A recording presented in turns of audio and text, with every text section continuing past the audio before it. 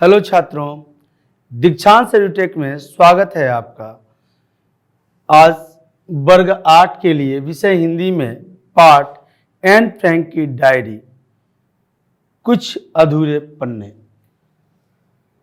का पार्ट 3 भाग 3 लेकर आपके सामने समक्ष हूँ, प्रस्तुत हूँ। अभी तक हम लोगों ने पढ़ा था इस पार्ट के अंतर्गत दो भागों में कि एनी एन फ्रैंक 13 वर्षीय बच्ची जो अपने पिता के साथ रहती है, अपनी बहन और माँ के साथ भी। परिवार में 4 सदस्य हैं।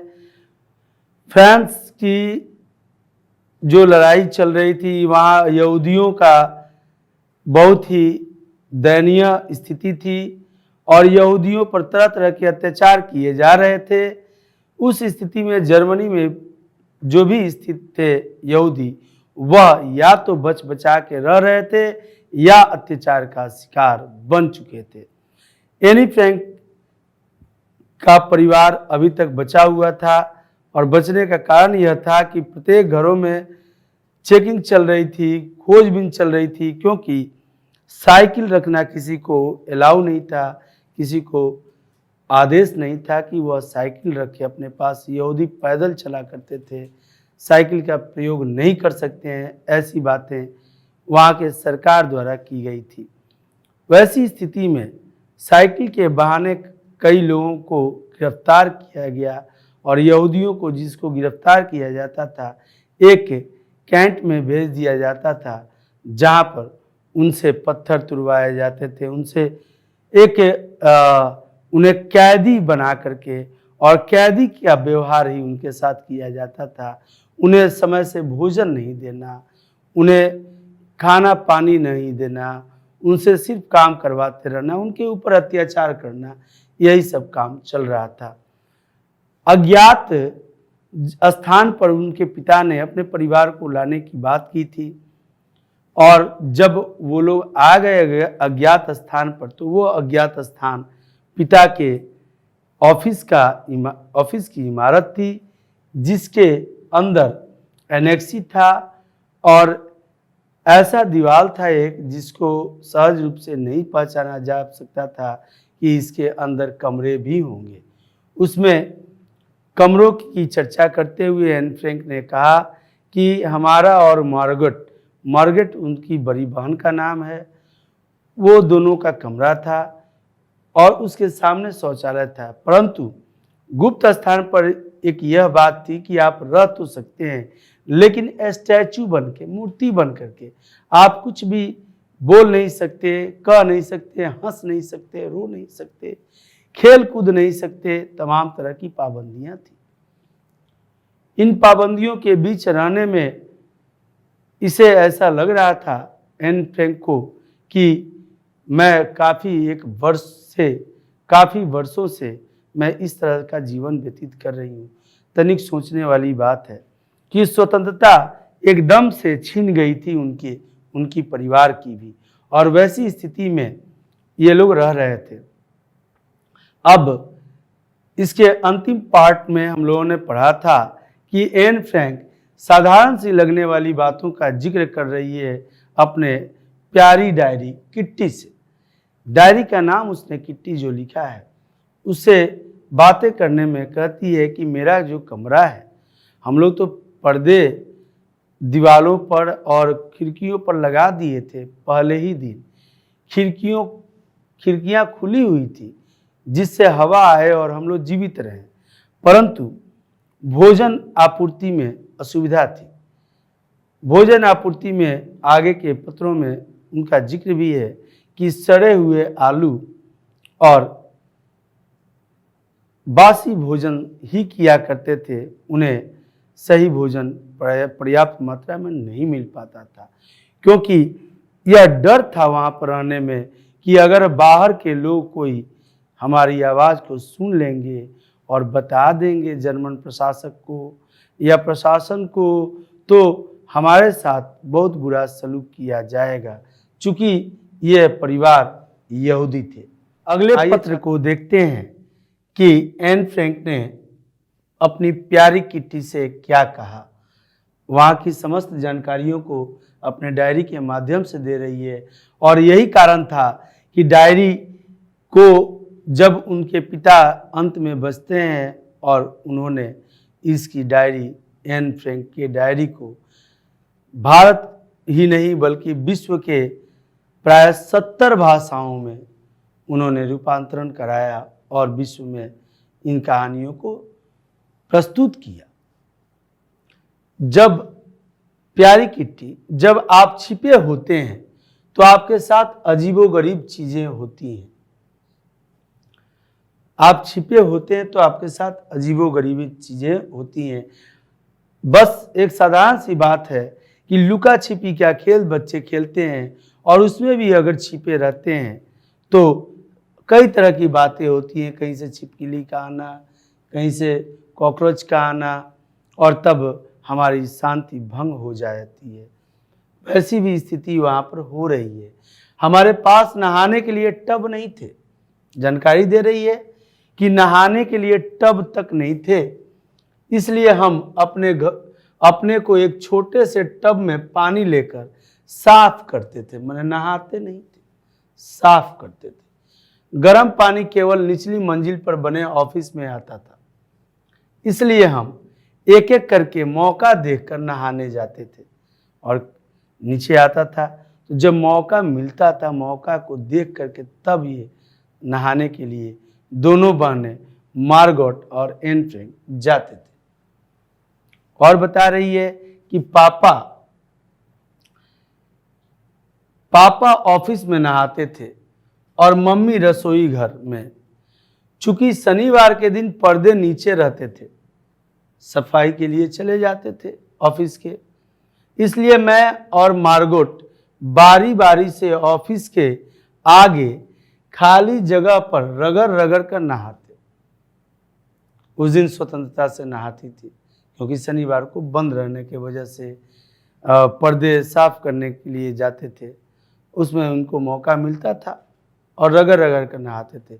हम में से जो भी नहीं नहा रहा होता वह एक झिर्री से बाहरी दुनिया देखता।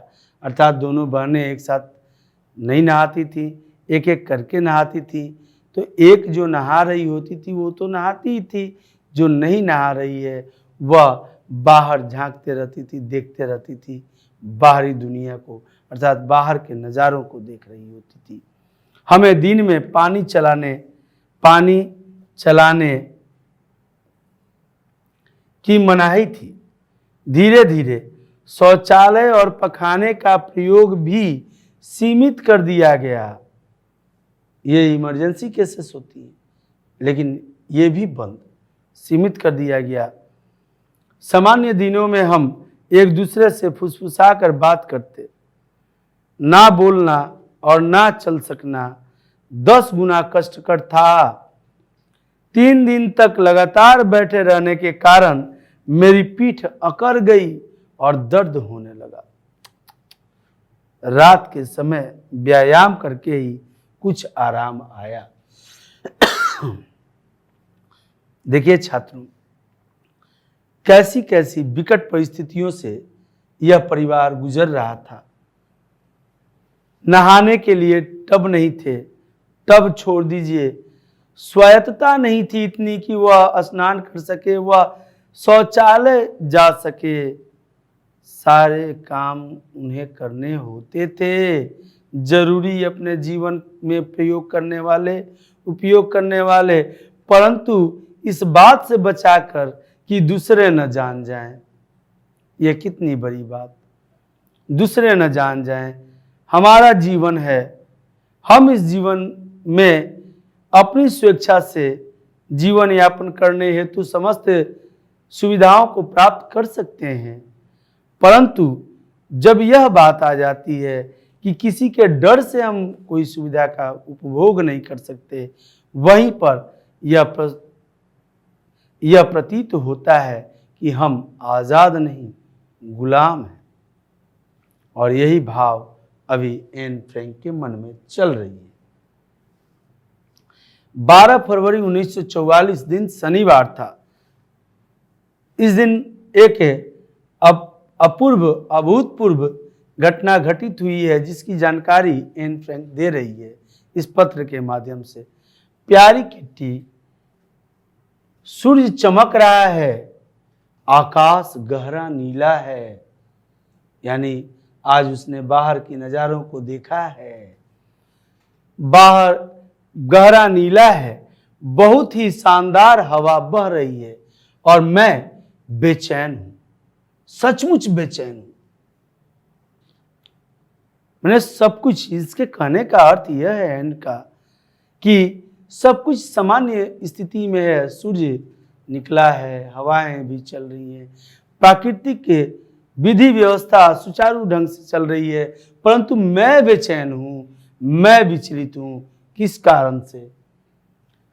हर चीज के लिए, बातचीत के लिए, आजादी के लिए, मित्रों के लिए और अकेलेपन से मैं बेचैन हूं। किन किन बातों से? अपनी आजादी को लेकर, लोगों से बातें करने को लेकर के, अपने मित्रों से मिलने को लेकर के। स्कूल भी बंद नहीं जाना है, जाएगी पकड़ में आ जाएगी। येलो स्टार है, पीला तारा, इसे सहज रूप से यह पहचाने में आ जाएगा कि यह यहूदी है और उसे दंडित किया जाएगा।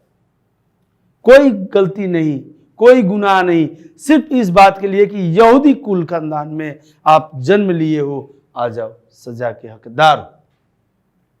इतना भी बेरुखी किसी सरकार द्वारा उचित नहीं होता, और अगर यह कोई करता है तो उसका भी निश्चित तौर पे परिणाम भी अनुचित होता है, जो हुआ। आज तक इतिहास के पन्नों पर हिटलर एक तानाशाह के रूप में जाना गया, काले अक्षरों में उनका नाम लिखा गया। उन्हें कोई पसंद नहीं करता क्योंकि उनकी आदतें ही कुछ ऐसी थी। मैं बेचैन हूं चिल्लाने के लिए, मुझे ऐसा लग रहा है जैसे मैं फटने वाली हूं। मैंने अंदर बहुत सारी बातें हैं जो निकल नहीं पा रही है, किसी से कह नहीं पा रही हूं, अपने विचारों का आदान प्रदान नहीं हो पा रहा है, इसलिए लग रहा है जैसे कि ज्वालामुखी ब्लास्ट करने वाला है। मैं जानती हूं चिल्लाने से मुझे अच्छा लगेगा, पर मैं चिल्ला नहीं सकती। मैं बहुत अधिक बेचैन और अस्थिर हो रही हूं। क्या कर सकती है? मैं एक कमरे से दूसरे कमरे में घूमती हूं, खिड़की की चौखट में बने छड़ से सांस लेती हूं। मुझे अपने हृदय के धड़कने की आवाज सुनाई देती है।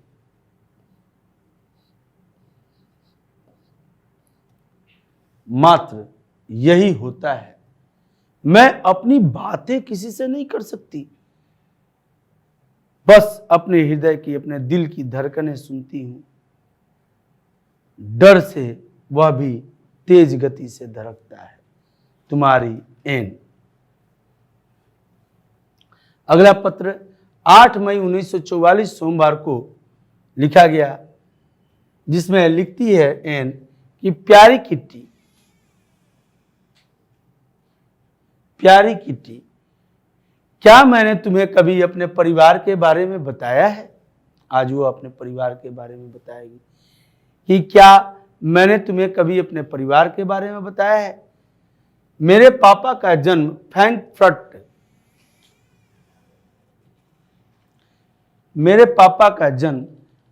फ्रैंकफर्ट स्थान है में हुआ।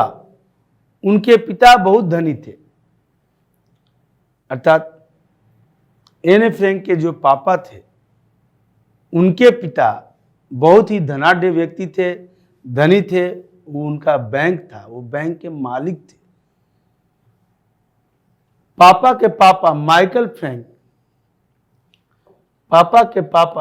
फ्रैंक बैंक के मालिक थे और अरबपति थे। इतना संपत्ति था उनके पास। माइकल फ्रैंक ने यह संपत्ति स्वयं मेहनत करके अर्जित की थी। मतलब एन के दादाजी माइकल फ्रैंक थे और उन्होंने स्वयं अर्जित की थी यह धन उन्होंने अपने बलबूते अपने मेहनत से बनाया था, किसी के द्वारा गिफ्ट नहीं प्राप्त हुआ था। यह संपत्ति स्वयं अर्जित की थी। मेरे पापा ने एक धनी बेटे के रूप में बचपन बिताया था। तमाम ऐशो आराम सुख सुविधाएं प्राप्त थी उन्हें। मेरे पापा का पालन पोषण इतने ऐशो आराम में हुआ था कि कल वे खाने की मेज पर हंसने लगे। हंसने क्यों लगे भाई?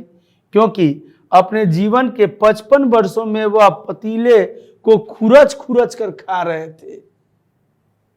इतनी दिक्कतें आई उन लोगों के जीवन में कि अब भोजन उन्हें नहीं मिल रहा था पर्याप्त। जो पिता उसके एन फ्रैंक के अपने पिता अरबपति पिता के पुत्र के रूप में जन्म लिया उन्होंने, और तमाम ऐशो आराम पाने के बाद आज 55 वर्ष की आयु में उन्हें पतीले को खरोच के उसमें से काट के काच के खाना पड़ रहा था। ऐसा दुर्दिन, और उसमें भी कोई गलती नहीं। कैसा अत्याचार! इस धरा पर, ईश्वर द्वारा बनाए गए इस धरती पर जो भी आया है वह मनुष्य या फिर अन्य जीव जंतु है, उसे सजा देने का अधिकार मात्र उसे उसके बनाने वाले अर्थात इस कुदरत का है, न कि किसी इंसान का। लेकिन इन्हें बिना गलती के ही सजा मिल रही थी, सिर्फ इस बात के लिए कि यह यहूदी धर्म के अंतर्गत जन्म लिए थे। मेरी मम्मी का परिवार अधिक धनी नहीं था, लेकिन वे भी एक खाते पीते परिवार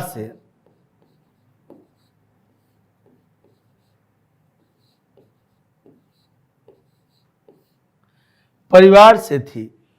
हम उनके मुंह से अक्सर भोज और 250 मेहमानों वाले सगाई समारोह और दावतों आदि की बातें अवाक होकर सुना करते थे।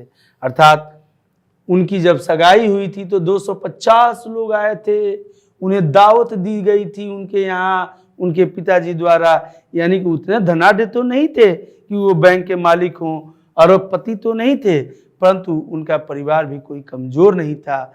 घर में सारी सुख सुविधाओं की व्यवस्था थी और एक मध्यम वर्गीय परिवार से उच्च वर्गीय परिवार में परिवर्तित हुआ था उनका भी परिवार। अतः वहाँ पर 250 आदमी 250 आदमी उनकी शादी के सगाई के समारोह में प्रस्तुत हुए थे और उनके लिए अच्छे खाने पीने की व्यवस्था उनके पिताजी द्वारा की गई थी। इससे यह सिद्ध होता है कि उनका भी परिवार कोई कमजोर नहीं था। आज उन बातों को याद करके हमारे मुंह में पानी भर रहा है। एन बोलती है कि उन सब चीज़ों का नाम सुन के, मेहमानों सगाई और उसमें अच्छे अच्छे व्यंजन की बातें सुनकर मुंह में पानी भरा रहा है। हमें नाश्ते में आज केवल 2 चम्मच भर दलिया से अधिक कुछ नहीं मिला। हम भूख से बेहाल हैं। हमें रोज आधा पका पालक और सड़े हुए आलूओं के अलावा कुछ नहीं मिलता। हम रोज अपने पेट उबले हुए पालक, कच्चे पालक और केवल पालक से भरते हैं। यानी कि उन्हें खाने के लिए कुछ भी पर्याप्त व्यवस्था नहीं मिल पा रही है, सिर्फ पालक। दलिया मिला है आज 2-2 चम्मच खाने को। पतीले से खरोच करके उनके पिता खा रहे हैं। ये इस दुर्दिन की अवस्था उनके जीवन में किसने दी? हिटलर ने। ऐसे कई परिवार होंगे। ये एन फ्रैंक अपने डायरी में इन बातों को नोट की रखी तो दुनिया जान पाई। कई ऐसे लोग होंगे उस समय जिनके दिल की आरजू, दिल की आरमा आंसुओं में भले ही बह गए हों, लेकिन दुनिया जान न सकी है। अगले पत्र 21 जुलाई 1944 शुक्रवार के दिन लिखती है कि प्यारी किट्टी, अंततः मैं आशावादी होती जा रही हूं। अंततः माने अंत में अब मैं आशावादी होती जा रही हूं। आशावादी तो बहुत अच्छी बात है भाई, आशावादी कैसे होती जा रही है? कुछ जरूर अच्छी खबर मिली होगी। और हाँ, मिली है अच्छी खबर। क्या? अब चीजें अच्छी होती जा रही हैं। सचमुच बहुत बड़ी खबर, बहुत बड़ी खबर क्या हो सकती है? तो हिटलर वास्तव में बड़ी खबर थी। हिटलर को मारने का प्रयास किया गया है। हिटलर को मारने का प्रयास किया गया, और अब की बार यहूदियों या ब्रिटिश पूंजीपतियों द्वारा नहीं, बल्कि एक जर्मन जनरल द्वारा मारने का प्रयास किया गया। जर्मनी के जनरल द्वारा ही उसे मारने का प्रयास किया गया। क्यों? क्योंकि वह अत्याचार, इतना अत्याचार, बेहद अत्याचार कर रहा था जो हद से बाहर था। दुर्भाग्यवश वह बच गया। दुर्भाग्य कह रही है इस बात को, वह बच गया। एक अकेला कितनों को परेशान करता था। अच्छा होता कि मर जाता, दुर्भाग्यवश वह बच गया। यही भावना को लेकर के वह लिख रही है इस बात को कि दुर्भाग्यवश वह बच गया। उसे थोड़ी खरोच ही आई उसके आसपास, उसे थोड़ी सी ही खरोच आई थी। हुआ यूं कि उसके आसपास खड़े अफसर और जनरल मारे गए या जख्मी हो गए। यानी मारने की मंशा तो उसे ही थी, लेकिन उसके आसपास जो उसकी सुरक्षा कवच था, उस सुरक्षा कवच के जवान मारे गए या तो जख्मी हो गए, लेकिन वह बच गया। षड्यंत्र करने वाले नेता को गोली मार दी गई, और षड्यंत्र अर्थात जो नेता आगे बढ़कर षड्यंत्र किए थे, उसे मारने का जो प्रयास किया गया था, उन्हें गोली मार दी गई। यहाँ सबसे अच्छा प्रमाण है कि बहुत से अफसर और जनरल युद्ध से आजिज आ चुके हैं। युद्ध युद्ध युद्ध युद्ध बार बार। अरे भाई, जनरल और अफसर भी मनुष्य ही हैं। कितने मनुष्यों का वो तरण करेंगे, मारेंगे, उन्हें काटेंगे। वो भी आजिज आ गए थे, आ रहे हैं। आजिज का अर्थ मतलब कि अब परेशान हो चुके थे। वे हिटलर को अटल गड्ढे में दबा हुआ देखना चाहते थे। वो जो उनकी प्रशासनिक सेना थी, वो चाहती थी कि मर जाए हिटलर। क्यों? क्योंकि वो अब आजिज आ चुके थे, उन्हें अब परेशानी हो रही थी। अब क्या मारें, क्या काटें? तनिक सोचने वाली बात है कि हिटलर को भी ये सोचना चाहिए था कि अगर हम लाठी उठा के चल दिए और किसी को मारने की मंशा लिए हुए गए उसके पास, और वो पहले ही सो गया कि लो भैया मार लो, अब क्या लाठी चलेगी? लेकिन वैसे लोग जो निरीह प्राणी, जो थोड़ी भी आपराधिक कोई गतिविधि में नहीं लिप्तता थी, उन्हें भी वह सजा देता था और अत्याचारों के साथ सजा देता था। इस अत्याचार का घड़ा भर चुका था, और अब उसके अपने प्रशासनिक अधिकारी, जनरल और अफसर ये आजिज आ चुके थे। ये नहीं चाहते थे कि अब युद्ध आगे बढ़े, इसलिए वह चाहते थे कि ये हिटलर ही एक बड़े से गड्ढे में दबा दिया जाए, अर्थात तो इसको नेस्तनाबूद कर दिया जाए, यह खत्म हो जाए, मर जाए। क्योंकि उसके रहते भर में यह संभव नहीं था कि युद्ध विराम होता। देखना चाहते थे ताकि वे सैन्य तानाशाही समाप्त कर सके और अपने शत्रुओं के साथ शांति स्थापित कर सके। क्या तुम मेरी बात समझ सकती हो? या मैं एक विषय से दूसरे विषय पर जा रही हूं। अर्थात एन फ्रैंक कहती है अपने डायरी से कि मेरी बात तुम्हें समझ में आ रही है क्या? अगर नहीं आ रही है तो मैं एक विषय से दूसरे विषय पर चल रही हूं। किस विषय पर? लेकिन मैं कोई सहायता नहीं कर सकती। अक्टूबर में फिर से स्कूल जाने की संभावना मुझे खुशी से पागल कर रही है। तुम्हारी एन। यानी कि अक्टूबर महीने से ये जब खबर मिली कि हिटलर को मारने की कोशिश की गई है जुलाई में, अगस्त, सितंबर, अक्टूबर यानी 2 माह के बाद अक्टूबर में स्कूल खुल जाएंगे और उस स्कूल के अंतर्गत स्कूल खुल जाएंगे और उस स्कूल के अंतर्गत हम लोग स्कूल जाएंगे और आज़ादी की स्वतंत्रता के साथ जाएंगे। ये बातें उसके जब मन में हुई तो वह खुश थी। एक छात्र, एक बच्चे के लिए इससे बेहद खुशी देने वाली कौन सी बात हो सकती है।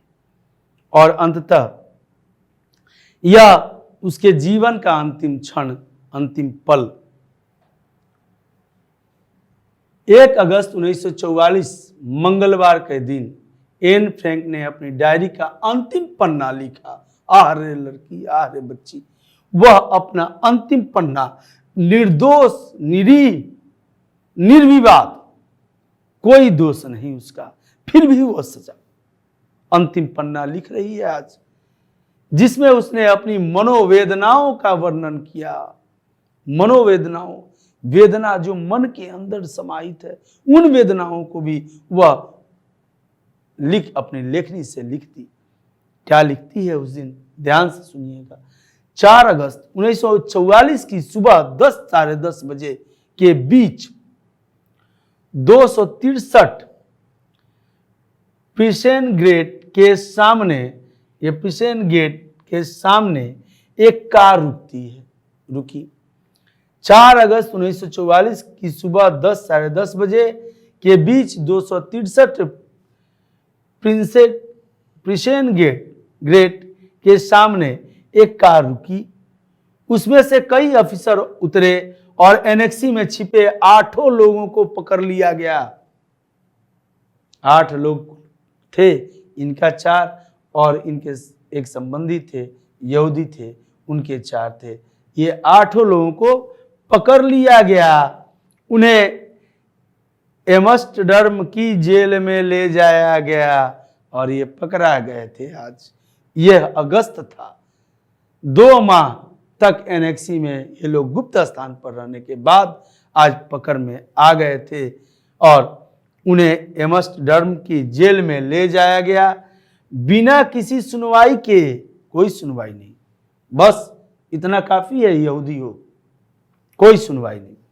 बिना किसी सुनवाई के 11 सितंबर 1944 1 अगस्त को पकड़ा गया और 11 यानी 1 महीना 10 दिन के बाद को उन्हें यातना शिविर जहां यातना दी जाती है में भेज दिया गया। यातना शिविर में भेज दिया गया। एन फ्रैंक की मां 6 जनवरी 1945 को भूख और थकान से मृत्यु हो।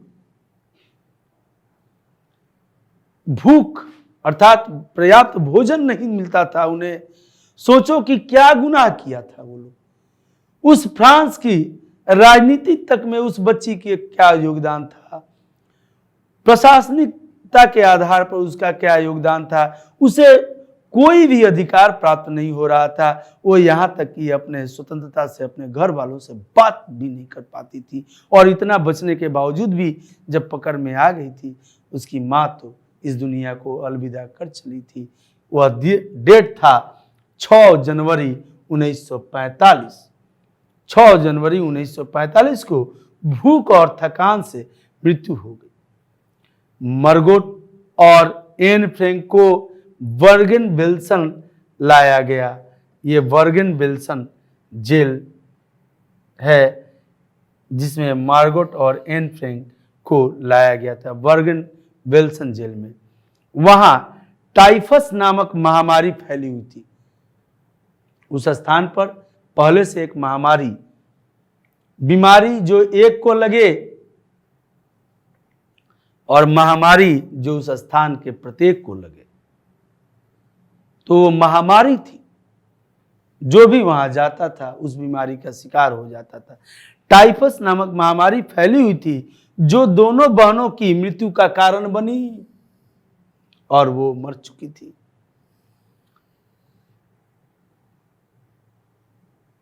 एन फ्रैंक भी और उसकी बहन मार्गोट बीमारी की शिकार बन गई। वहां पर टाइफस नामक बीमारी था यह टाइफस के कारण उनकी मृत्यु हो गई। और यह अंतिम पत्र लिखने वाली वह बच्ची दुनिया को अलविदा कर दूसरे दुनिया में चल गई। संभवतः वह प्रसन्न होगी, खुश होगी कि चलो अच्छा है, ये रोज रोज घुट घुट के मरने से बढ़िया हुआ कि मैं इस दुनिया से अलविदा हो। उन 8 लोगों में से केवल एन फ्रैंक के पिता ओटो फ्रैंक ही यातना शिविर से जीवित लौटे, यानी बाकी के 7 लोग यातनाएं पा पाकर, किसी को भोजन नहीं देना, काम अधिक करवाना, भूखे पेट करते रहो, दिन को करो रात को करो, अर्थात इतनी यातनाएं कि मरने के दिन तक यातनाएं, मरने पर मजबूर करना। और जब तक नहीं मरता, मरने के बाद भी उन लोगों को सीधे आग के हवाले कर दिया जाता था, जला दिया जाता था, उनकी हड्डियां तक नहीं बचती थी। शिविर से जीवित लौटे थे कौन? Auto Frank. Auto Frank Germany के एक नामी गिरामी अरबपति व्यक्ति, उनकी और उनके परिवार की ऐसी दुर्दशा हुई थी। 19 अगस्त 1980 में अपनी मृत्यु होने तक वे अपनी बेटी एन फ्रैंक के संदेश को दुनिया भर के लोगों तक पहुंचाते रहे, क्योंकि वह अपनी बेटी से बेहद प्यार करते थे। एक बाप, एक पिता जिसने कोई दोष नहीं किया हो, वह अपना पूरा परिवार खो चुका था। न उम्मीद होते हुए भी, न कोई लालसा आकांक्षा होते हुए भी स्वयं को जीवित रखा, क्योंकि दुनिया में हम आए हैं तो जीना ही पड़ेगा। जीवन अगर जहर है तो पीना ही पड़ेगा। यह बात, यह जुल्म, अपराध, अत्याचार न जाने कितनों को निगल गई थी। फ्रांस के इस युद्ध में ध्यान देने वाली बात यह है कि युद्ध हमें कुछ देता नहीं, बल्कि हमारा सब कुछ छीन लेता है। इसलिए हम युद्ध और प्रेम में निसंदेह प्रेम को ही चुनें। हम अपने आप में ईगो को न पालें, हम अपने आप में यह दम्भ न भरें कि मुझसे कोई बड़ा है ही नहीं। हम यह देखें कि जो भी है इस संसार में मुझसे बड़ा ही तो है। हर रूप में, हर व्यक्ति में, हर जीव जंतु में जो सूक्ष्म तत्व है वही ईश्वर है, और प्रत्येक इस आधार पर प्रत्येक व्यक्ति में ईश्वर का वास है। हम उससे प्यार करें, हम नफरत न करें, क्योंकि नफरत की आग अच्छे अच्छों को जला के रख देती है।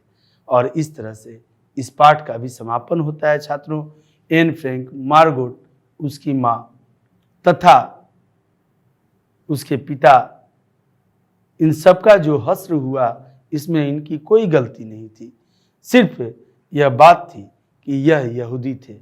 भला हिटलर से कोई पूछता कि आप तो इतने बुद्धिमान हैं कि क्या आप इतने शिक्षित हैं, एक साम्राज्य को स्थापित कर करके आप एक शासक हैं, भला बताइए कि इस दुनिया में जन्म लेने वाले किसी भी व्यक्ति से पूछा जाए कि क्या उनको जन्म लेने से पहले यह पता था कि वह किस परिवार के अंतर्गत जन्म ले रहे हैं?